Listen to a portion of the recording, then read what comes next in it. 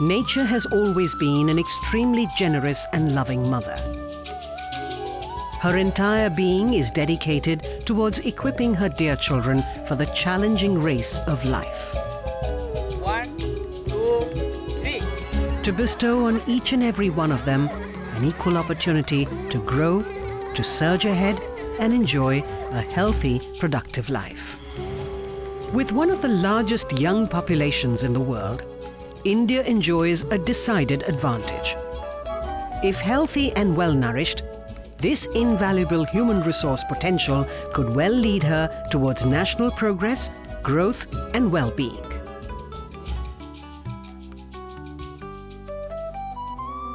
Unfortunately, not all of India's children manage to grow and bloom the way she would like them to.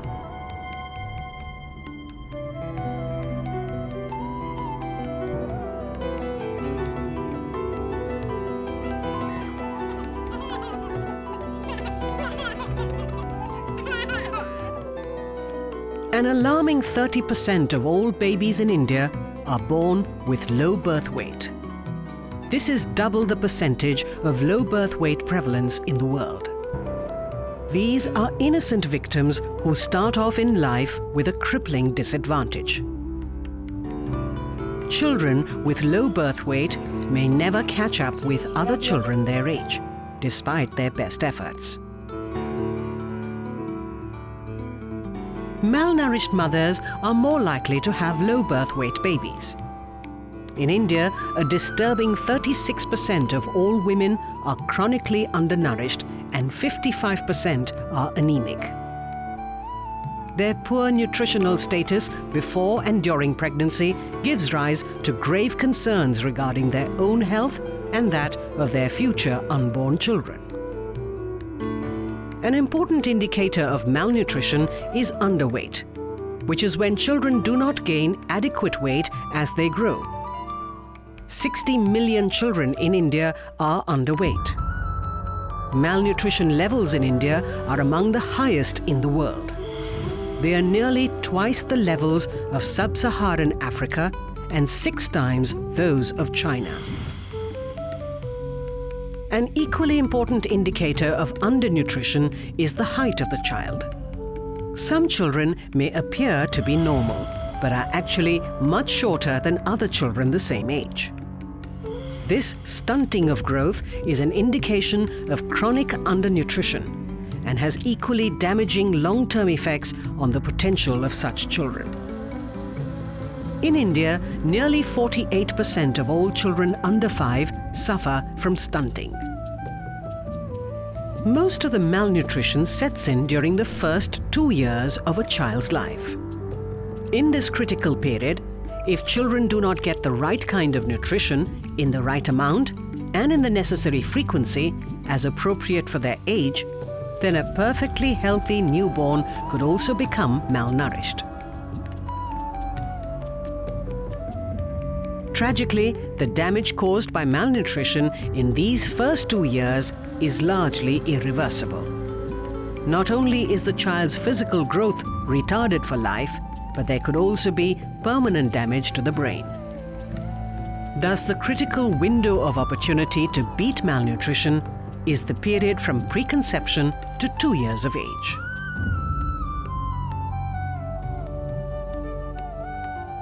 To begin with, undernourished children have lower immunity and therefore a lesser ability to combat diseases.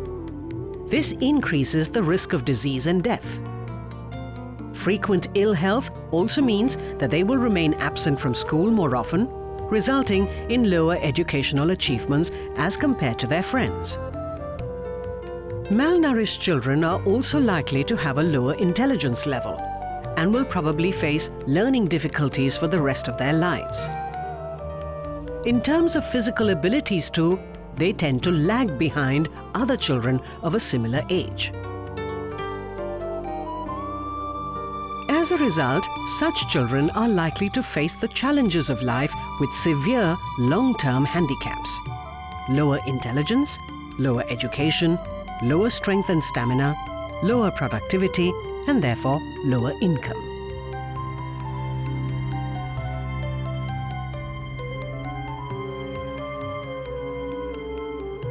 In many families, a marked gender bias is also noticeable against the girl child.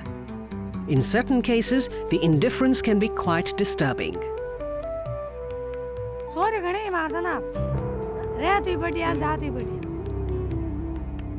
Neglecting the nutrition of the girl child snowballs into devastating long-term consequences. Chances are she'll get married and deal with motherhood early, even though her undernourished body may hardly be ready for it. This would in turn pose an immense risk to the health of mother and child both. For example, Sarupi Devi from Rajasthan was married when she was just a vulnerable 15-year-old. Thereafter, she has had 3 daughters, and all 3 of them were born underweight. She herself is underweight, but is now pregnant for the 4th time. And even at 9 months, her pregnancy is barely visible. Chances are her next baby too will be underweight.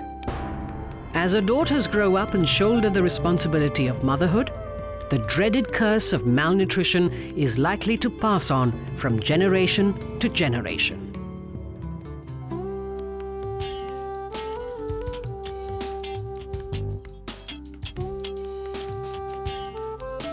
Many believe that malnutrition is a problem found among the poor or among rural families. The truth is that malnutrition is pervasive all across India and across all income groups. At least 1 out of 2 children is underweight in as many as 6 states.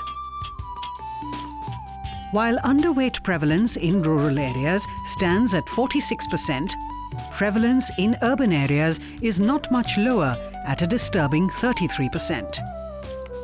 Similarly, though prevalence is higher in poorer households, yet as many as 41% of children from middle-income families are underweight and 69% are anemic. A case in point is this well-to-do family in Rajasthan. Puni Devi lives here with her daughter Shobna and daughter-in-law Neetu. But despite belonging to an affluent family, both Neetu and Shobna have given birth to low birth weight babies. The good news is that even poor and underprivileged families can prevent malnutrition by making efficient use of whatever resources are easily available and by following the right feeding and caring practices. Matuk and Latika are neighbors from the same village in Jharkhand. Both mothers have 3 children each, but the difference in the way their children are growing is remarkable. For example, Matuk's 3-year-old daughter, Rabani, is visibly shorter than Latika's 3-year-old daughter, Roshni.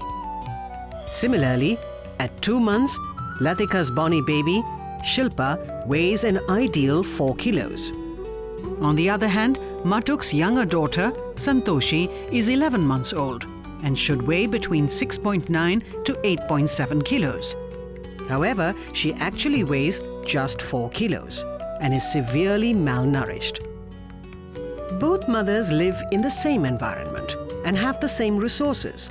But Latika managed to beat malnutrition since she took good care of herself during her pregnancy, put her children to the breast immediately after birth, gave her children only breast milk for the first 6 months, began giving her children semi-solid foods at 7 months, gradually increased the amount of food as her children grew, and had her children weighed regularly at the village Anganwadi center to ensure that they were gaining weight. Like Latika, each one of us, whether we are parents, caregivers, members of the larger community, or persons delivering nutrition services, must know what we can do to beat malnutrition. First and foremost, to have healthy babies, we must take better care of potential mothers from an early age itself. Weak and unhealthy adolescents like these will only go on to become unhealthy mothers and may even have to struggle with anemia. So the first step is improved food and nutrient intake for adolescent girls. Secondly, adult women, especially when they are pregnant and when they are breastfeeding, must have access to appropriate quality and quantity of food, supported by micronutrient supplements such as iron folate tablets. This reduces maternal anemia and helps give birth to a healthy baby. It also helps the mother breastfeed her child adequately. The third step is to ensure that mothers start breastfeeding within 1 hour of giving birth. This is the best way to equip the newborn with strengthened immunity and lasting resistance. Step 4 is to ensure that for the first 6 months, the infant is exclusively breastfed, since this provides optimum nutrition to the baby. In this period, no other fluids or food should be given to the infant, not even water or guddi. For example, Kanchika weighed a mere 1.95 kilos when she was born, as compared to the minimum normal birth weight of 2.5 kilos. However, exclusive breastfeeding for 6 months has been so effective that it has helped Kanchika attain normal weight and stronger immunity against disease. She was just 3 months and then people started telling her she must be thirsty, give her water, start giving her dal and stuff like that. I thought, no, 6 months exclusive breastfeeding. And now she's like 3.5 years and she's quite healthy. She's very active and I don't need to take her to the doctor for every thing, you know. However, by the 7th month, breast milk alone cannot meet an infant's energy and nutrient requirements. So while breastfeeding can continue till 2 years and beyond, the 5th critical intervention is the timely introduction of complementary foods after completing 6 months. Introducing semi-solids earlier is unnecessary and dangerous, while a delay beyond the 7th month means losing out on precious nutrition in the critical growing period. Between the ages of 6 and 24 months, infants grow fast, and so do their nutrition needs. Therefore, step 6 is that the quantity of food, the nature and density of nutrients, and the feeding frequency must be carefully adjusted to meet the ever-changing needs of a growing child. The 7th critical intervention is to ensure hygiene while cooking, storing, and feeding. Caregivers and children must wash their hands with soap before food is prepared or consumed. Food must be served immediately after preparation, and utensils for cooking and serving must be kept clean. Simple precautions to maintain hygiene can prevent children from exposure to infections. Step 8 is to ensure that a full course of immunization is administered as per schedule in the first year itself. In addition, vitamin A supplementation and deworming twice a year up to the age of 5 further protects the child. These facilities are available at Anganwadi or healthcare centers. The 9th step is to ensure appropriate feeding for children during and after illness. An unwell child will be reluctant to eat, but needs to be fed actively, patiently, and frequently with food which is energy-dense and nutritious. Children with diarrhea may be given appropriate oral rehydration using ORS packets and a full course of zinc supplements as prescribed by the government. While these 9 steps are critical to prevent malnutrition, for children who are already severely malnourished, immediate treatment is essential, since severe malnutrition is life-threatening. Hence, the 10th step: timely and quality therapeutic feeding and care for severely malnourished children. Such children may have thin and skinny arms and legs, an unnaturally bulging belly, their hands, feet, ankles and legs may be swollen, or the skin on their buttocks and thighs may display pronounced folds. Children with any of these signs, or those who are considerably underweight, are in grave danger and need immediate treatment. The earlier the treatment begins, the better the chances of saving their lives and nursing them back to health. It is also extremely important to realize that while severe malnutrition needs urgent treatment, milder forms of malnutrition are pervasive in a large majority of children, and the only way to effectively beat malnutrition in the long run is to focus on preventing it. To ensure that your child is growing well, you must follow these 10 critical steps and use the nutrition services offered at the nearest Anganwadi or healthcare center. Now that you have the knowledge, ensuring a healthy and happy life for your children is in your hands.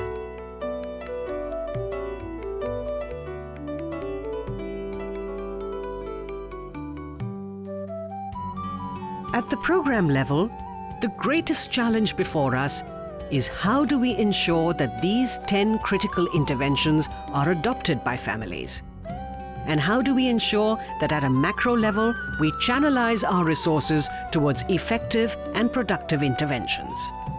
First and foremost, there needs to be an increased focus on prevention of malnutrition to ensure that malnutrition is not allowed the slightest chance to set in.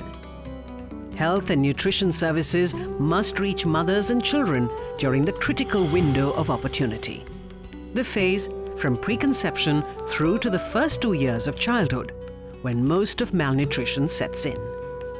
Subsequent efforts and investments get reduced to a tragic saga of too little, too expensive, and too late. This does not mean that malnourished children should be neglected. Of course they should be treated, but emphasis should be on prevention so that children do not get to be malnourished. Secondly, for any nutrition program to succeed, we must understand that while food intake is indeed important, the nutritional status of children also depends on several non-food factors, such as sanitation and hygiene, safe drinking water, and appropriate caring and feeding practices.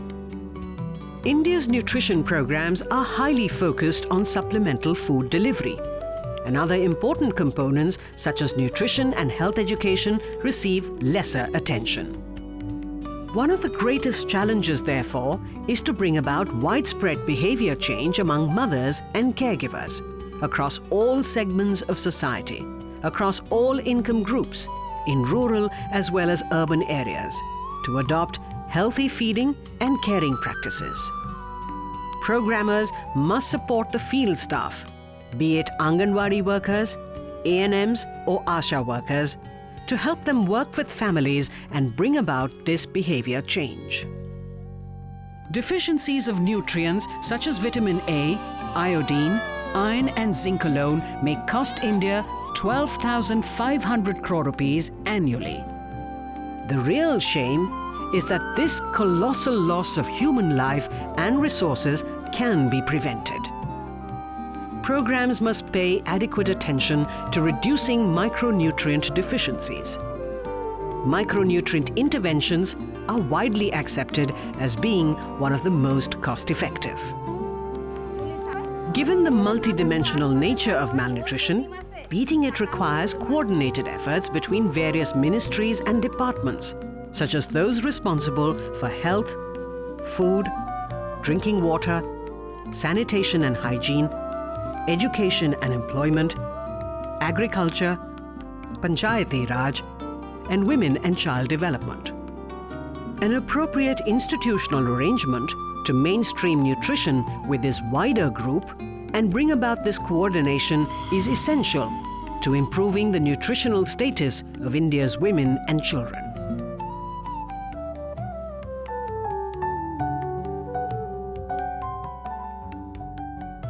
Our children are looking up to each and every one of us with great hope. There is a lot that we can do as individuals as well as collectively. The critical question is, are you going to wait for someone else to help? Or are you going to step forward and do whatever you can to help these children lead healthy, well-nourished lives? The future now depends on you.